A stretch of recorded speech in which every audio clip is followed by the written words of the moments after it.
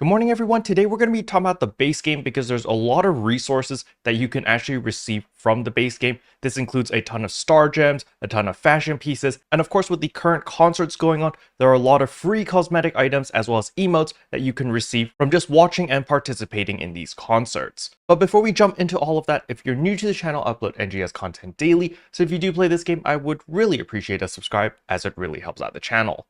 Anyway, without further ado, let's begin the video.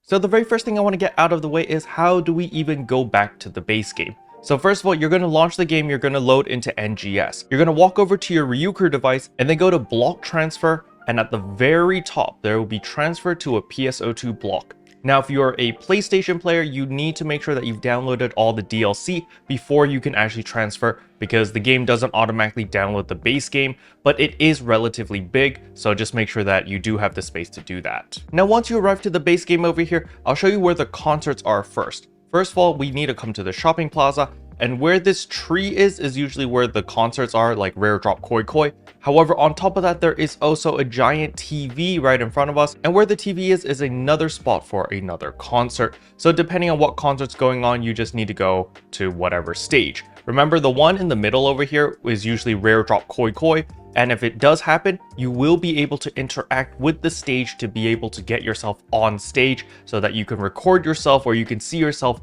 on the dance floor alongside the singers and all of that jazz. However, after you listen to the concert, you will have unlocked some titles, but the rewards will not automatically go into your inventory. What you have to do is you actually have to come over here to the title keeper. You talk to the title keeper, and over here you get a title. Yes, I talk too much, but there is title rewards over here, and you can see over here. I just got this title where I sent 100,000 chat messages and I'm rewarded 1,000 fun tickets. Oh, the irony of this. But basically, you're going to get all your titles over here. You're going to click on it and then redeem it, and that is how you get all of your rewards. Now, another thing to keep in mind is there is a separate treasure shop in the base game. So when you come to the treasure shop over here, there is the star gem shop as well as the meseta shop as always. However, there are different items over here compared to NGS. So as you can see here, there is an emote over here in conversation. Keep in mind that your NGS meseta as well as your base PSO2 meseta are two separate currencies. They do not overlap. However, star gems do overlap. So you can earn star gems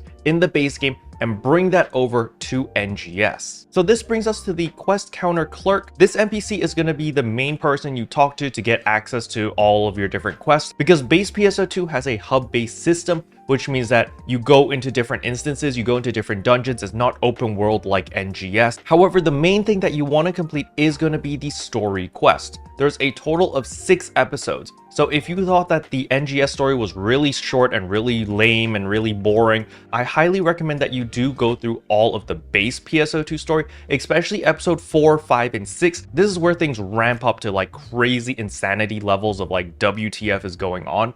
Episodes 1, 2, and 3 are pretty vanilla. You know, it's your typical space power fantasy storyline. If you want to just skip all the cutscenes in episodes 1 to 3 because you find it boring, that's perfectly fine. You can just watch the anime. It does a perfect recap of all 3 episodes. But I highly recommend to actually watch through episodes 4, 5, and 6 because those cutscenes, you get some really wacky dialogue, and the entire storyline and the entire premise of these episodes are just like off the hook. But why on earth should you even do the story to begin with? And this is star gems. I've gotten bombarded over and over and over again about, Kero, I need star gems. Where can I get more star gems? I need more star gems. When you click on an episode, there will be many different cutscenes as well as tasks.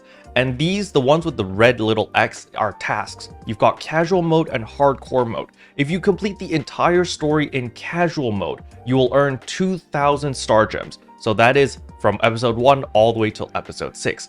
But if you complete it in hardcore mode, you get an additional 1,000-ish star gems. Like, I think it's like 1,500. But that is 3,000 to 3,500 star gems. That is a lot of star gems for completing the entire story. And remember, you can bring all those star gems from base game into NGS. And on top of that, any cosmetic items you earn, any weapon camos, any stamps, any accessories that you earn in the base game can also be carried over to NGS. So there is a huge incentive to actually complete all of the different stories as well as all the different tasks in the base game because all those cosmetic items do carry over. However, there are many things that do not translate very well when you carry them over to NGS. For example, my Lightweave Cloud Saber over here, this is my maxed out katana. As you can see, it is a 15-star rarity weapon. Unfortunately, when I bring this into NGS, it is not a 15-star rarity weapon. I can still use this weapon in NGS if I want to. However, a lot of these stats will be downscaled and it will be on par with a 3-star rarity weapon in NGS. So yeah, it's not very good for NGS, but these weapons can be used in NGS if you really want to. I just don't recommend it. Now, after trying the base game, and if you really enjoy the base game, I highly recommend joining an alliance because there is an alliance quarters. As you can see from my gigantic symbol arts over here, this is my alliance quarters. And in your alliance quarters, there is a tree which you can actually grow as well as get all these buffs for. As you can see over here, when I go to receive photonic effect, I can get increased damage by 20%, defense by 20% more EXP. I can gain all of these different buffs, but it will take time in order to level up your alliance in order to receive all of these buffs. Special thanks to all the members for supporting the channel. It really means a lot to me. Thank you again. But yeah, that's all I wanted to cover in today's video. Hopefully you guys found it helpful. If you did, I would appreciate a like and a subscribe, and I'll see you guys in tomorrow's video. Bye. What can I say except